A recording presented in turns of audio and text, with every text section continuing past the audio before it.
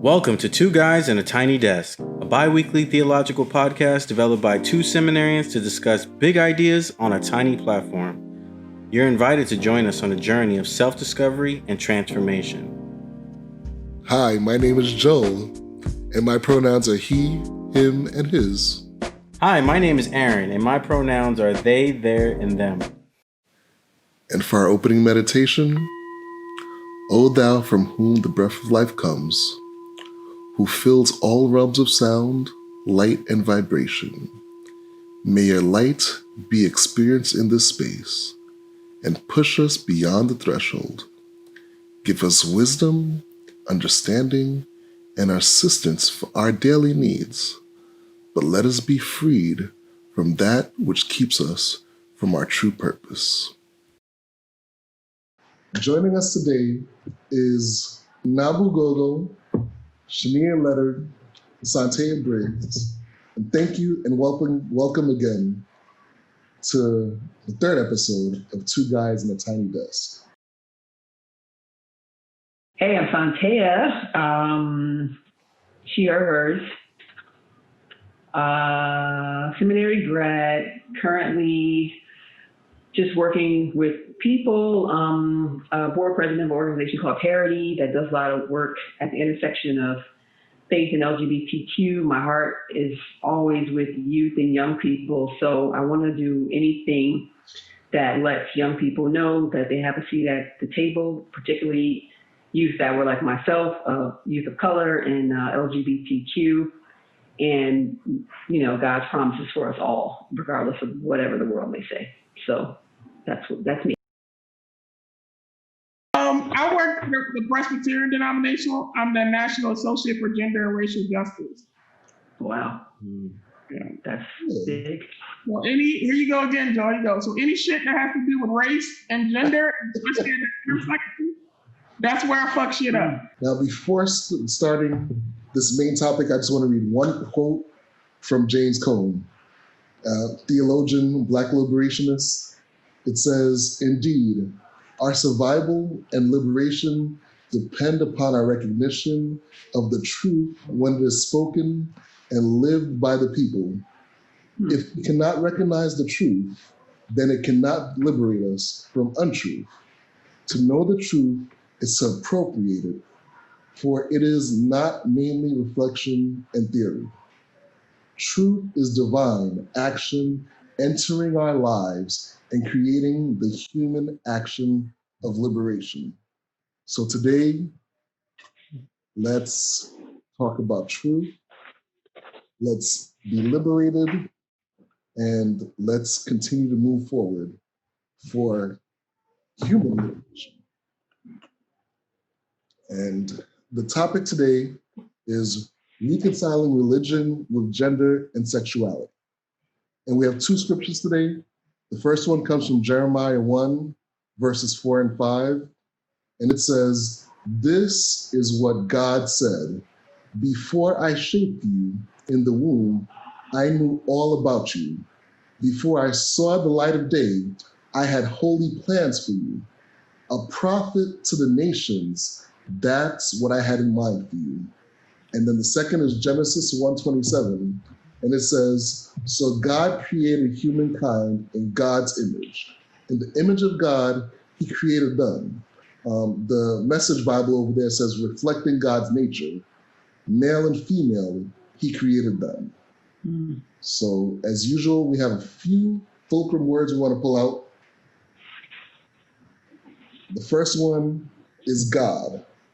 And for me, well, actually, in this particular verse, the God that they're talking about is Yahweh of the Hebrew scriptures.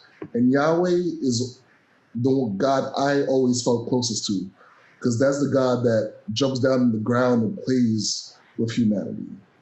And most of the words have an attachment to the Yah, similar to Yahweh in it. Anybody want to talk about God? Feelings? I mean, I always like that scripture, Jeremiah 4:5. I'm looking at the ESV version.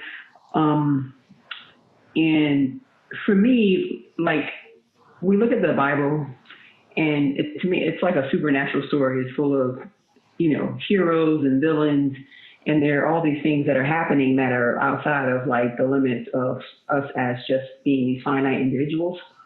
So when I think about like sexuality and faith and like the discord that currently exists, I don't really understand it, because if you believe in like a supernatural God that allowed a man to part water, if you want to like say you believe these sort of stories, then why is it so hard to believe in like or understand or accept like sexual diversity? Like if either God is infinite and supernatural, or God is limited, like in the way that you can understand these things. And we know there's like all these other things feeding into that. So I just always had a very simple understanding of like how I exist as a queer person of color.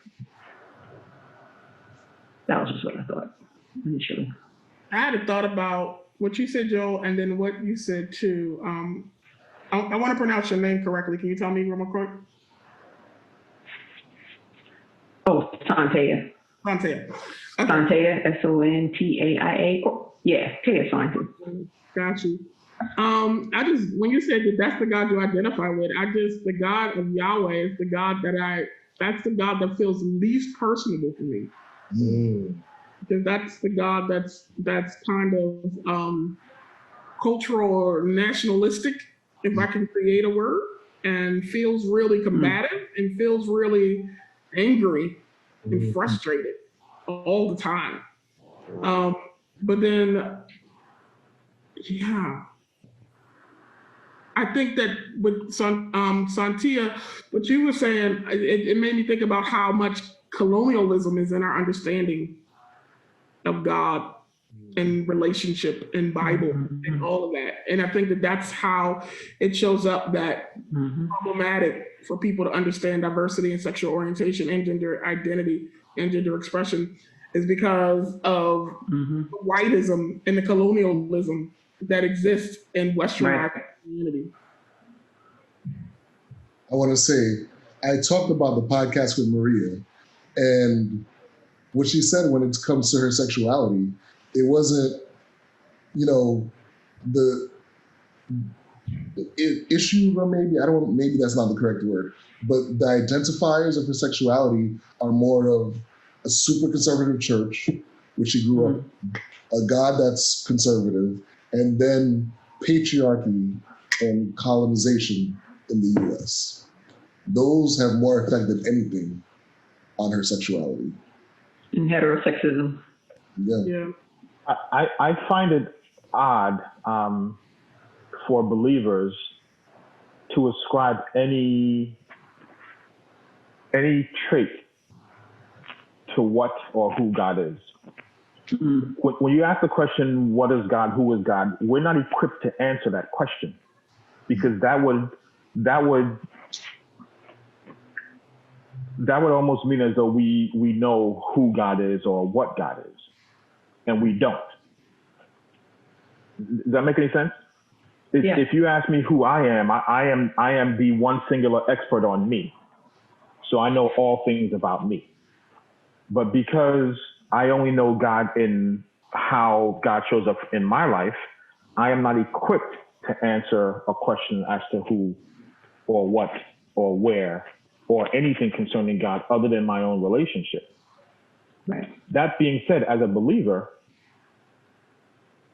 to believe some of the stories in the Bible that don't make sense, to believe in general, which doesn't make sense, how can you limit God to just what you feel or think God is? How can you limit God to just how you think sexuality is or should be or has been based on your upbringing? You're not equipped to answer that question. Yeah. Now, based on that, I want to go to one of the next words from Genesis. The imago Dei, God's image, or the word that's here is teslim, the likeness or cut out of or resembling the most holy. Based on what we just said, how does that make you feel? Well, what is image? What does that mean? And are we ascribing our understanding as Western English speakers. What is image? I think for me, portions of the original source found visible in all things. That's kind of like where my definition goes, such as God's innocence can be found in a child, God's courage experienced by those who will not give up or accept failure. God's humbleness is seen in the face of a starving person asking for food. God's eternal love is seen when a parent comforts their child. God is in all things, and all things are in each of us. We are interwoven cosmic blankets that warm the cold and protect the less fortunate. That's how I see it. What do you guys think? I can't explain God to anybody. I can't try to help you interpret God. I can only give you what my relationship is and my, activity or in my life, like God in my life, what it looks like for me. I cannot begin to explain this whole thing, but we are all here, we all exist, and if we say that Imago Dei, this is a way of understanding God, then yeah, we can all exist in these ways because we already agree that God is infinite, unending in all things. We all agree on that. So to me, it comes like down to all those things you talk about: colonialism, patriarchy, white supremacy, like you got marriage and all these relationships. They're all functions that help society in these different ways in different times. It's not about this idea of purity or what God said, because God didn't tell you that, but you realize that this is profitable when women belong to men, this is property, and then they produce kids in these relationships, and they should look this way because if two women are together, then where the kid's going to come, because this is property, these are possessions, So I just look at it and I'm like, it's pretty clear where all this stuff comes from, but also I think about identity and like how personal that is to people. And when you start telling them the things they believe and how they've come to understand themselves are just these kind of ideas that are used to control you or make you behave a certain way. And it's not even really about this thing that you poured your whole self into and built yourself out of. That's very frightening too. So I get the fear and because that if you're a heterosexual person and your whole identity is built up into this sort of narrative about what is right, what is wrong, and you tie it to this your God, and if someone's telling you, or a lot of people are saying that's crazy, that can be really shattering. So I get the fight as well, but also it's either if you're accepting an infinite supernatural God or not, because the God that aligns with that kind of small thinking, that's not an infinite God. That's just like an earthly God. So I don't know. With respect to Imago Dei, it took me a while to understand that God looks like me. Mm-hmm.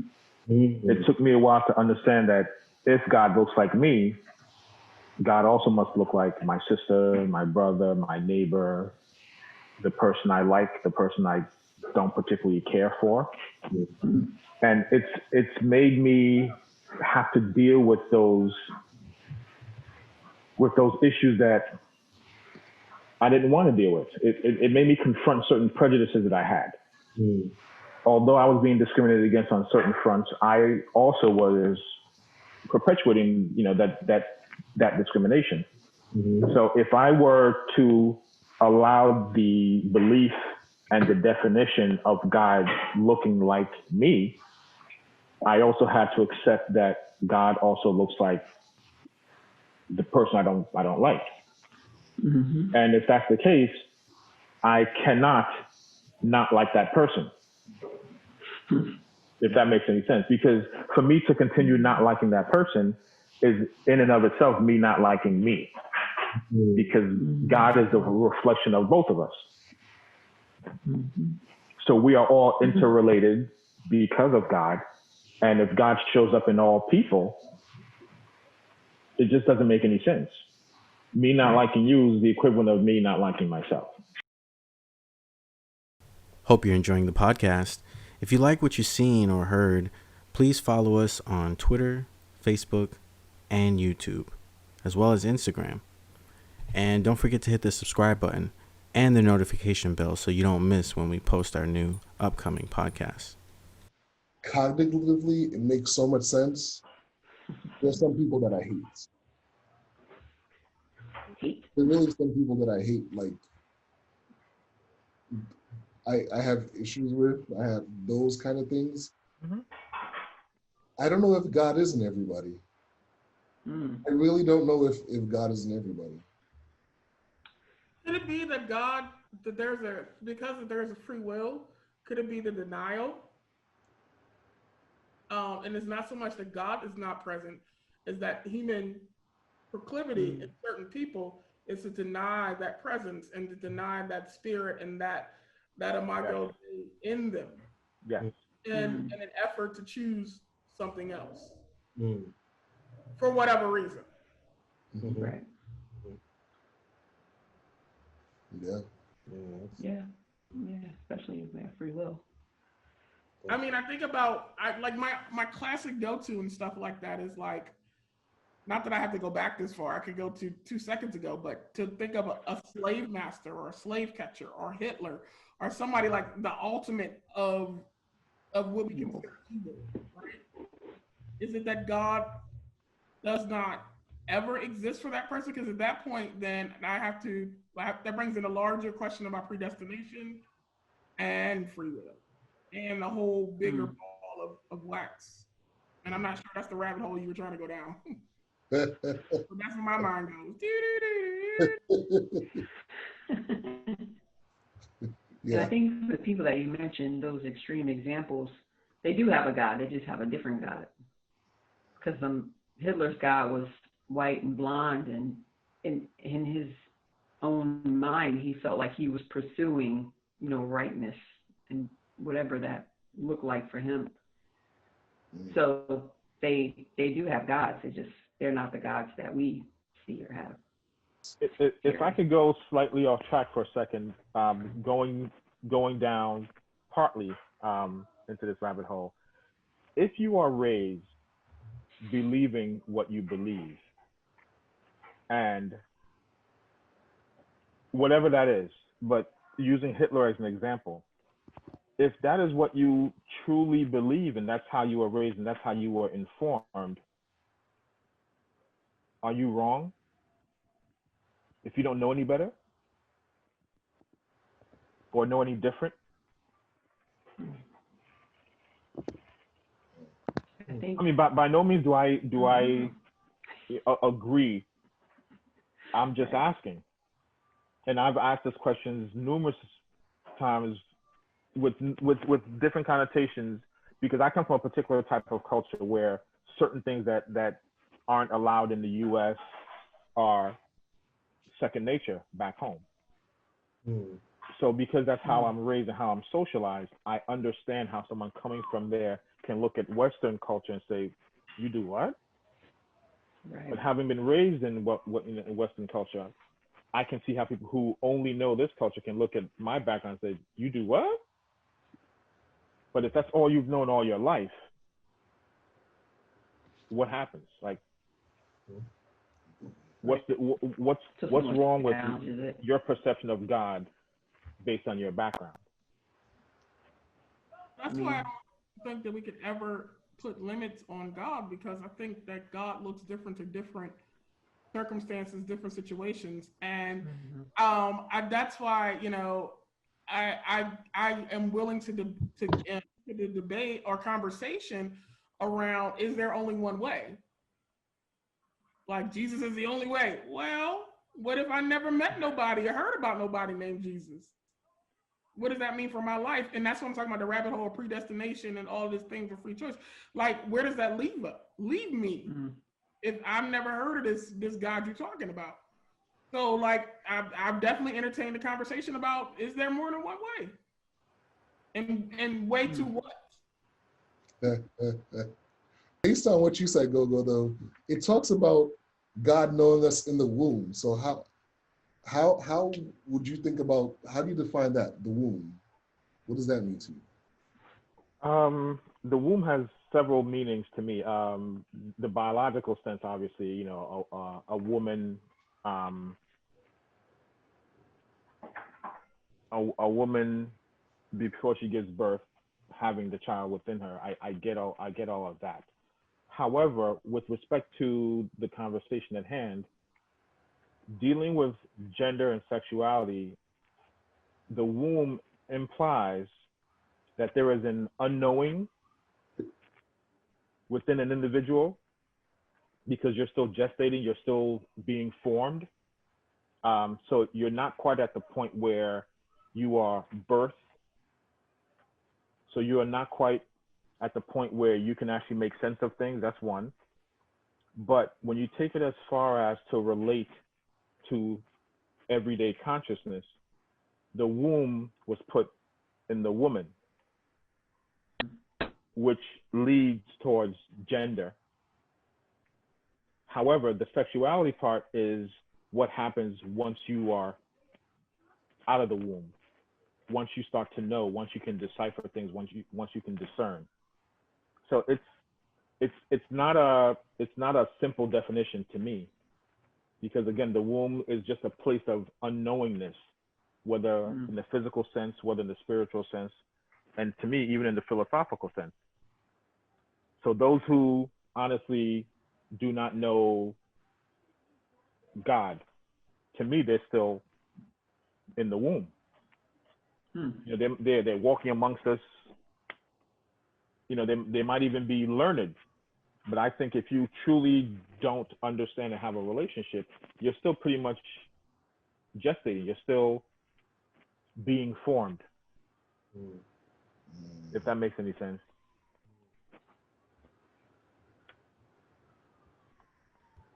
Yeah. I was thinking about womb as a place of fertility, but I like what you said about not fully formed, and I think that's a good point. Even if we're talking metaphysically or philosophically, a person not ready, they're in a state of preparation, perhaps. And then we piggyback on the line that God does not give you more than you can bear. So to be birthed is even something of a consumption of readiness, right? If you choose to. But birth, the womb is also very important because it's a place of starting as well, you know, and being that all things started and came from the original source, you know, it kind of has this symbolism as well that in the womb there has to be some substantial amount of divinity, you know, that is helping to formulate and prepare the person to come out, you know. What do you think about that? I want to hear from Shania and Satay if you have anything to say. Yes, please. Well, I was thinking about this in terms Go ahead. Oh, go. You can go. Well, thank you. I was just thinking about this in terms of someone who is a person of trans experience, right? And so this idea that you're introducing, Gogo, about the place of not knowing, and is that womb experience? If we were thinking about that in those terms, would it be the period before living into one's true self?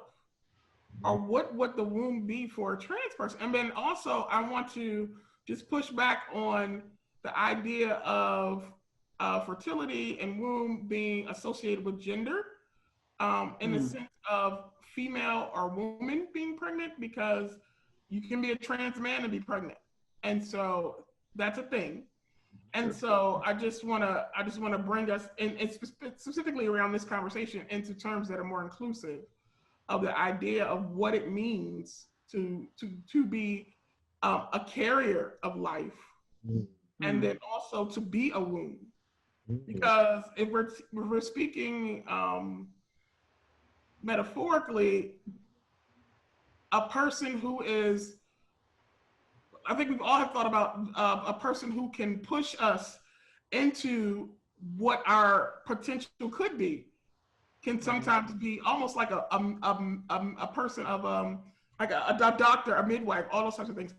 And so at that point, what is the womb then? So that's where my mind was going as you all were talking. For what does it look like for a person of trans experience? I mean, going back to what Coco said and then tying into what Shania, am I saying that right? Yep. Like, so if we think about the womb not as a physical place, but like a spiritual place, then that's where every spirit can be. And like gender and identity, I feel like once we come into our human selves, then these things come up. But from our spiritual selves, like almost like I don't know what the Native American, this might be the wrong example, but two spirit, but like we embody femaleness and maleness. Like we're not any one thing in our spirit, but when we walk on earth, you know, we become a human, and then that looks like different things. So the womb, this place of processing, like not even, and even like you said, forget about bodies, because people are carried in bodies, they come out, but they don't fulfill whatever the expectation of the carrier or the people receiving this person, because their identity or who they become is not based on this carrier, but it's based on this spiritual kind of journey. So when I think of womb now, because of you all, I'm like, oh, womb is like this kind of the space that we occupy. It could be happening right now because we're not who we are going to be ultimately. We are still in process. So we're constantly in process. Like my ideas about certain things have just got expanded more. Like, So in that case, it ties right into this supernatural, unending being that created us. Because if that is the case, then yeah, you did know me before I was just an idea, not even an idea, just an energy, occupying any space that I want to occupy, or all spaces, not even making a choice. And then I come out, and then I'm in the world, and then choice comes, or influence or impressions, things like that. So yeah, I would say only the one that it's outside of anything we could conceive would know whatever that is ultimately going to be. And it doesn't have to be in male, female, doesn't have to exist in any of these like binary. It's outside of that. And I think we are, if we allow we're not socialized, society doesn't allow us to, that just seems too big, but we're not I'm not Santea, this is just the body that my spirit is in. Like I'm more than this here, we're all more than what we see in front of each other, but this is what our human walk looks like. I don't know. So then, what is before the womb then? This says before I knew you in the womb. So what is before the womb? I think Santea was touching on that when she said we were energies before we could think or remember we could think. Is that right, Santea? I would say nothingness and everything. Because we're not an idea, but we're also everything. Potential but nothing, because the potential doesn't have a name. Like, I guess in Eastern religions or Buddhism, they have this thing about attachment and these ideas of, we attach to so many things about, I'm Santea and I do this and have this degree and I'm capable of these things. This is my mother. This is the person I love. Like but none of that matters. Like, and like God is like, or, the person over all of us is like water. And we're just a drop trying to get back to the water. And that if you're a drop trying to get back to the water, then you're not anything, but you're everything. When you're in that water, you're a part of it all. So for me, sometimes thinking about that is comforting because it can free me from all these things that we give ourselves. So if God knows us before the womb, then when we were the drop in the water. And how do you differentiate a drop in a pond? The spirit of not knowing, and this idea of Mm. wrestling, what that means to somebody of trans experience. I think that, before we can live into knowing ourselves, God knows exactly what the outcome is going to be.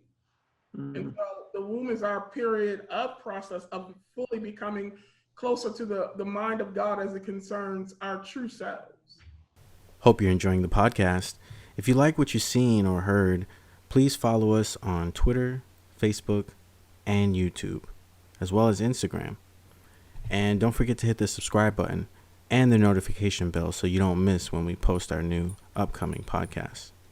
I want to tie the womb to the title of this podcast. Personally, I guess I am coming out of the womb when it comes to reconciling religion with the way I see myself gender-wise and my sexuality. And I guess we could all go through this and say it. But I come from a family, as I said in the first podcast, I come from a very religious family going back centuries. And many leaders religiously. And then when I was a child, my parents became Jehovah's Witnesses, and I grew up as a Jehovah's Witness. So I was very colonized in my thinking of what my gender should be, what my sexuality should be, and Caribbean roots, like you must go spread the seed because my grandfather had 30 kids, like all those kind of things. Yeah, my mom's father, my aunt is older than my grandmother, and my uncle is younger than me. So that's how he did it. That being said, I'm in a space where gender and sexuality is fluid, if that makes any sense. Because I don't see how you could be strictly, I am male, everything. Or the way we describe, like even the way we describe male and female, that like it's all made up. Mm-hmm. So I'm coming out of the womb trying to be spiritually free, like God. I 100% agree with that. I think sexuality and gender identity are very much colonized. And it's all, I feel like, in my experience, it's all a spectrum, that nobody's 100% anything, that we all exist in a place where it is a matter of how liberated our thinking and our mind can be. What I find is that gender and sexuality only exist on the human plane. Because in reference specifically to God, none of that exists. So we're only having this conversation because we're human. You follow what I'm saying? Because when you try to fully encompass God, you don't go to God as a man, as a woman, as male or female. You don't go to God as any of that. Because keeping in mind, if he looks like you, if God looks like you and you look like God, all of the other combinations are also God. So when you ascribe a gender to someone, when you ascribe sexuality to someone, those are only identifiers for the human existence. That's it. So if that's if that's how you choose to live, then do so.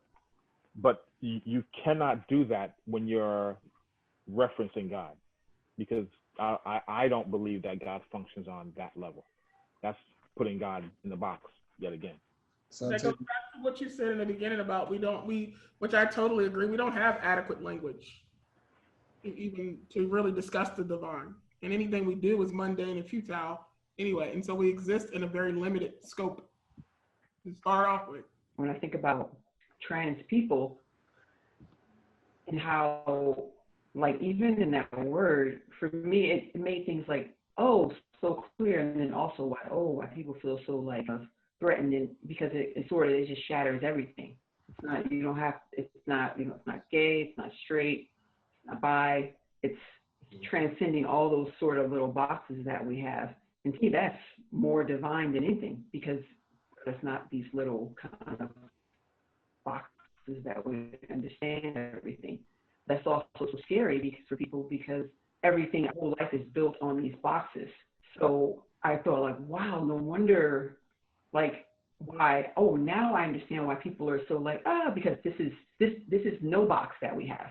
This is saying we don't even need boxes. I don't have to do this, I don't have to do that. I'm a being, and what that looks like in my relationships and how I identify and how I express myself can be a multiplicity of things. If that's not divine, then I don't know what it is. Like, with that thought, I think that we should all have pronouns as they. People. Going back to what Joe was saying, we all have the continuum Right.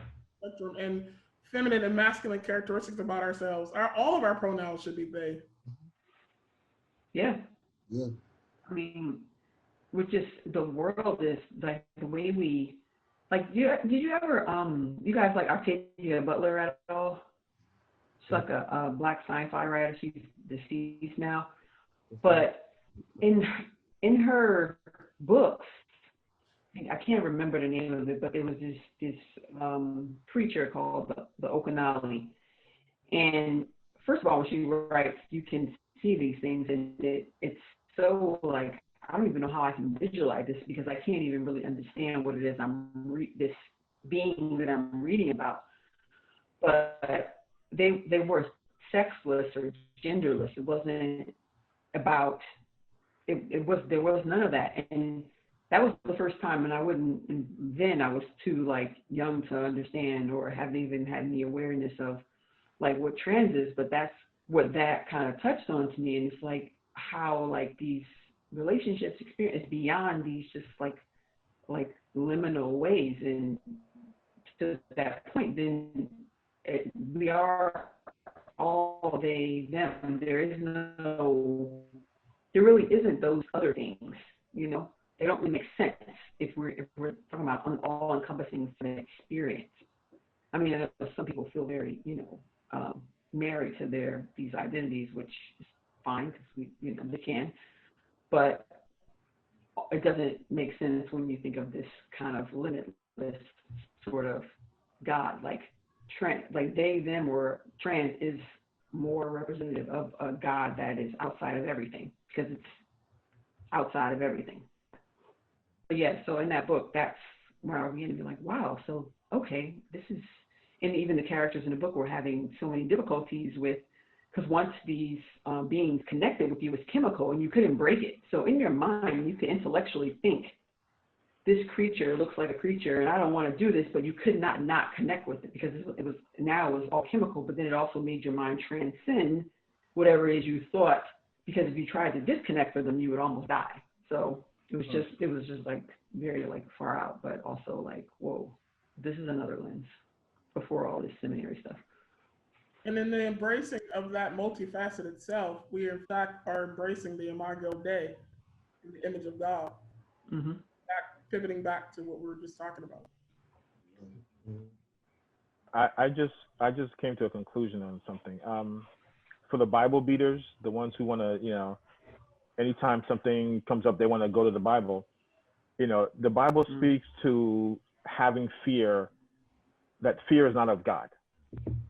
And to me, the basis of gender and sexuality is the fear of not knowing and or understanding the other. So when you have the typical colonial thought process of heterosexuals only, they don't understand any other way of life. It goes back to a fear because they don't understand what it is that other person's experience is. So rather than to understand and actually take in and live what God says you should live, it's easier to otherize. It's easier to stigmatize. It's easier to push aside that other because of the fear that they have resulting from them not being able to understand. what that other person's experience is. And that just kind of hit me while we were discussing this. I wanted to add, me personally, I didn't start using pronouns until I took a class at Union Seminary. It was a first-time experience for me because while I was taking classes at NYTS, it wasn't enforced. It wasn't present. Like, No. hi, my name is Aaron, and my pronouns are they, their, and them. You know, that wasn't. So when I went to Union, I started hearing people, you know, introducing themselves like that. I was like, wow, what is pronouns? Like, what is this? And I started, you know, looking into it. And I said, well, what pronouns would I choose? You know, and honestly, he, him, his was not the first thing I thought of, because my mind was in a headspace of if I have the universe in me and I am in the universe, then I'm more than just the individual. I'm part of this everlasting, eternal, ever expanding element, you know, entity. So then it was, you know, common sense for me to pick they, their, and them, you know, to be referred to as that. Because then I also started to think like, well, what about all my ancestors who walked the journey with me? You know? So when it's like, oh, Aaron did it, it's like, no, Aaron didn't do it. They did it. You know, Aaron and his ancestors, or Aaron and his guides, or Aaron and his angels, you know, they helped him along the way. Wisdom, courage, giving him comfort, making him feel safe. You know, so it goes back to we don't ride this journey, we don't take this journey solo, you know. So I just wanted to add that piece because a lot of people ask me, you know, Aaron, why do you use those pronouns? And honestly, that's where I'm coming from, you know, a place of I'm part of something bigger. I'm not alone. You know? Right. And so you're basically saying that pronouns are beyond gender expression. They're about the totality of being. I love that. Wow! I can't wait to watch the next episode of 2 Guys and a Tiny Desk.